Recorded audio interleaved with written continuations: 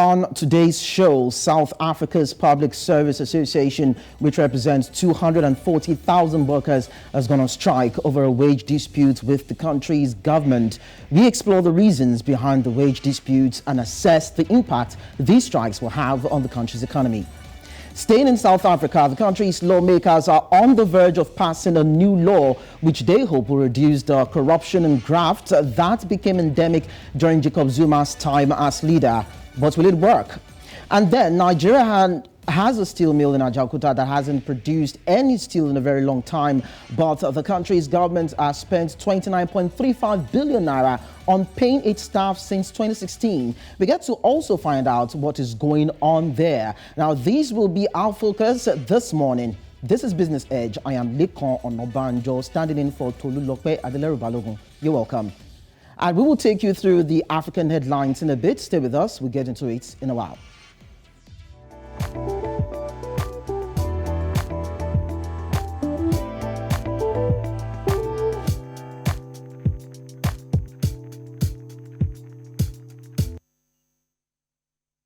Looking at the African business headlines now, Kenya's government is reducing its rate of borrowing to attain a significantly narrow budget deficit in the next financial year. President William Ruto's administration, which took over in mid-September, is in the process of revising its budget for this fiscal year to reduce expenditure by 300 billion shillings. That's about $2.47 billion, aiming for a recurrent surplus in 3 years. Now, public debt surged under the administration of Ruto's predecessor, Uhuru Kenyatta, which presided over an infrastructure construction drive. The new government is planning to set a budget deficit of 4.3% of gross domestic product in the next financial year, the finance ministry said.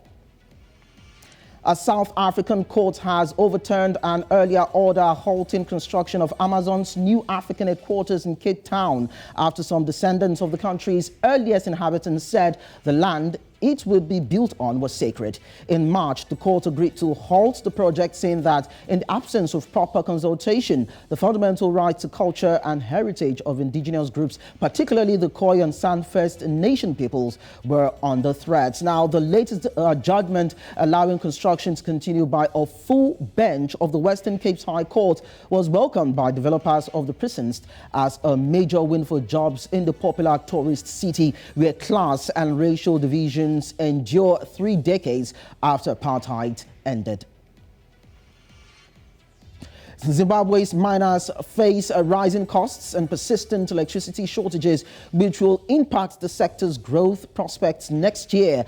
An industry body said on Wednesday the Southern African country has pinned hopes on the mining sector to drive its economic recovery after years of decline blamed on the government's forced seizure of white-owned farms in the year 2000 and excessive spending, which fueled hyperinflation.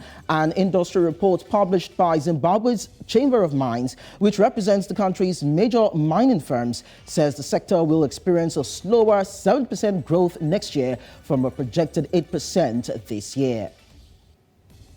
Mauritania has signed a memorandum of understanding to explore ways to develop low-carbon hydrogen on a large scale in the West African country. The memorandum of understanding, which does not include a time frame or targets for the project, aims to build on BP's presence in a country where it is already developing a large liquefied natural gas facility. Under the plan, BP will initially study the feasibility of building onshore wind and solar farms that are required for production of green hydrogen, which is produced by electrolysis using renewable energy. And finally, Nigeria is targeting 6.3% rate, 7.7% economic growth and 0.3% poverty rate by the year 2050. This was disclosed by the Minister of Budget and National Planning, Clem Agba, during a pre-national economic summit press conference held in Abuja on Wednesday. Agba said the Nigeria Agenda 2050, which was developed by the current administration, was designed to transform the country into an upper middle income developing country with a per capita income of about $33,000. On the other hand, he said the National Development Plan 2021 to 2025 had a vision to unlock the potential of the country in all sectors of the economy for a sustainable, holistic and inclusive national development. So those are the those are the African stories that we have for you on the business terrain. We go on a break now, and when we return, we'll be looking at South Africa. That country is actually working on an anti-graft law. So we get to look at the details of that law and see what it means for the Procurement Act.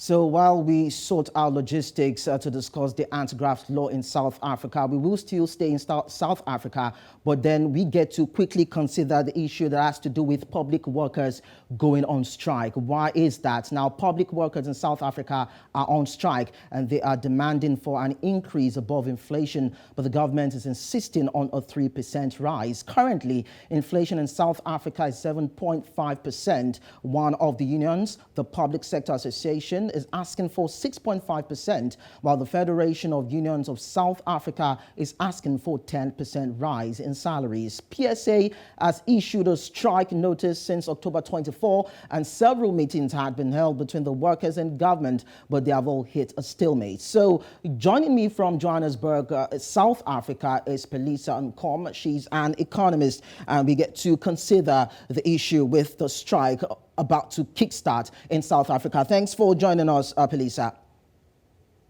Good afternoon. Thank you very much. And good afternoon to the listeners, to the viewers as well. All right, so let's start by looking at the issue of the strike that is about to start. Would it be wrong to say that the government is not taking public workers seriously as they should? I mean, yes, because the reality is that the condition of work for a lot of public sector workers really is not in a good standards.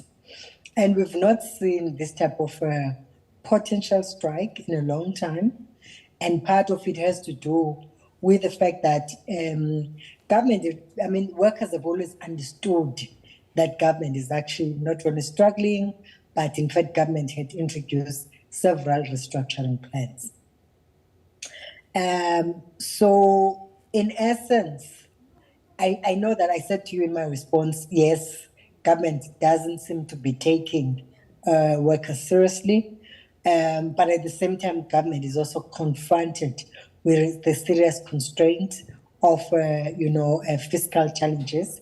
And so in essence, what is really happening is that there's a lot of chessboard work that needs to take place between government officials, but as well as the public sector workers. Yesterday, we attended, I joined, in fact, a portfolio committee on public service where the Public Service Commissioner was actually presenting a report about the quality of public service that is granted to citizens, and at the same time, the need for us to really improve, the quality, and that one of the obvious key issues that has really come up through is that public sector workers struggle to take their work seriously. There's a lack of commitment, and they actually don't understand the relationship between workers and citizens. Now, that narrative is actually so common in the public discourse that citizens feel that they've not been given, sufficient or good quality service by public sector workers. So in essence, there is a bit of a standoff between citizens, public sector workers, as well as government. And part of it has to do with the fact that really we've not had a social compact. I know that I've moved a little bit outside of the public sector worker strike, but I'm making a link between the need to sign social compact between citizens, workers, and as well as government, because the reality is that without an agreed, you know, service quality agreement, right, between citizens and government and workers, there's always going to be this type of tension. To an extent that I've not seen, in fact, I've been paying a lot of attention to media coverage.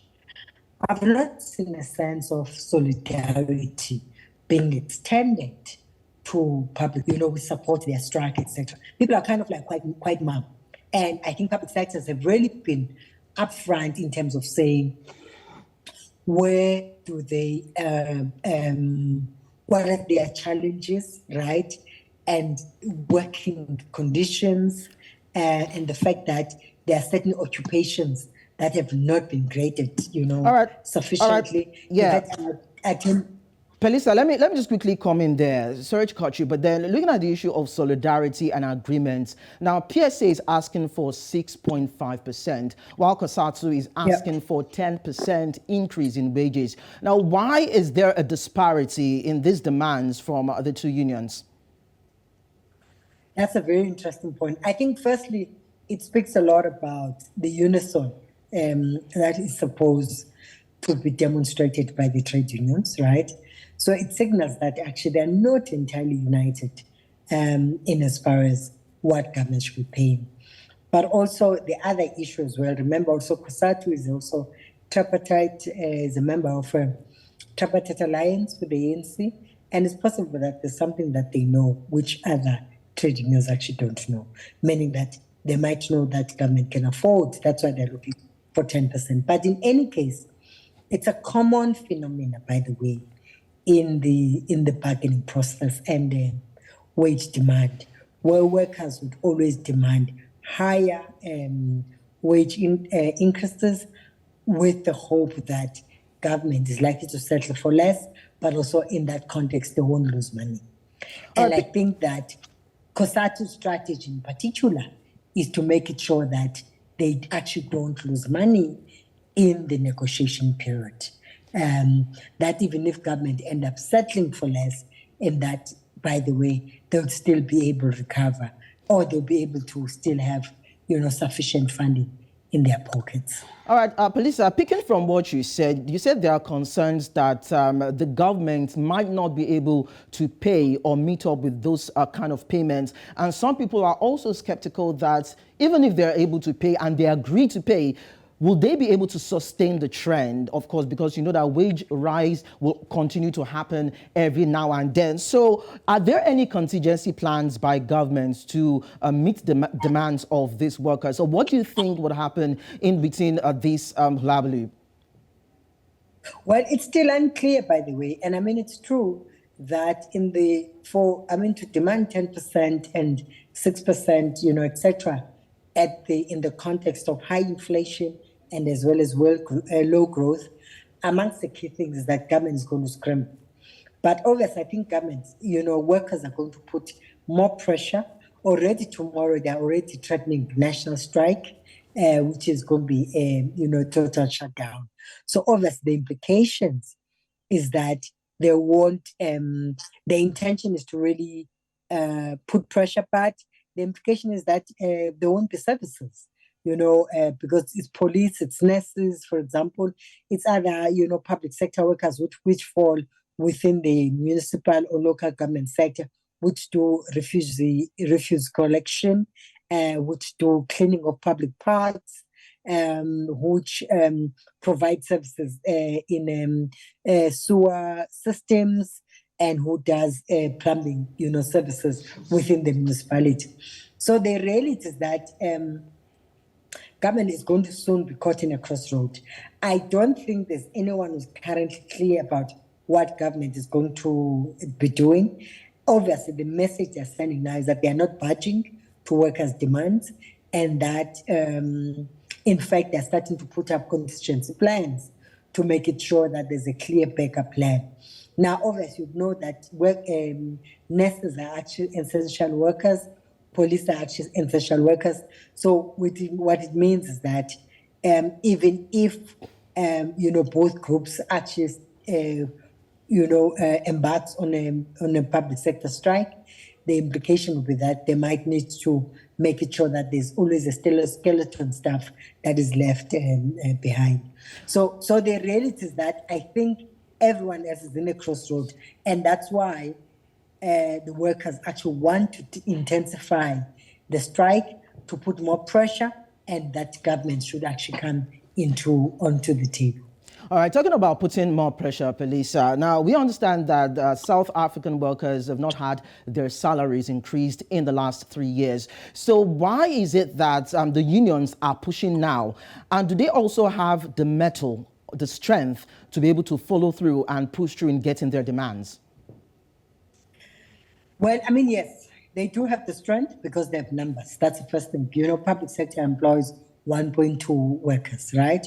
So they do have the strength, right? And then I think the second issue, part of it is that part of the reason why they are likely to have delayed, their demands until now is that actually they've been quite lenient. And in their leniency, they were hoping that government is going to actually make it sure that it looks after their interests, but also it's more honorable in making sure that if they've not had,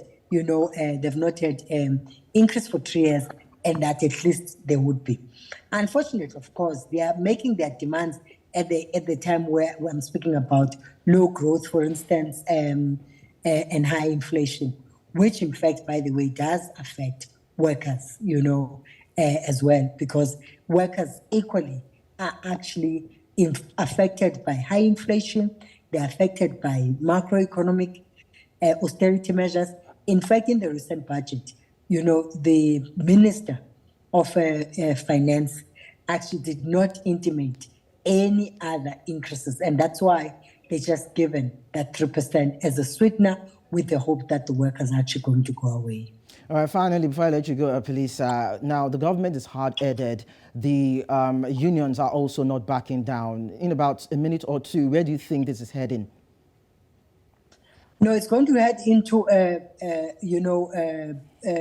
showdown where I think workers are going to show their strength in terms of numbers and stay away from work, even though they will leave. In fact, they're obligated by law to leave a skeleton staff. So it's going to be a showdown moment. And I do hope that government will not have to wait for that showdown moment, that in essence, they'll be able to actually find a solution. I mean, I do think that the strike often, in fact, any industrial strike always presents an opportunity. All right, thank you so much, Pelisa, for joining the discussion this morning. We hope to engage you some other time. Now, public service worker salaries have increased by an annual average of 2 percentage points above inflation for the past decade in South Africa, and compensation accounts for almost a third of government expenditure. So the question is, can the government meet up with these bills? Do you think the South African government has what it takes to pay the South African workers, because there are other debts, there are other expenditures on their sides that need to be paid? Will they be able to live up to that billing? We'll continue to look at the conversation, but then at this time, we'll go on a break to bring you our next segment on the show. Do stay with us. We'll be right back.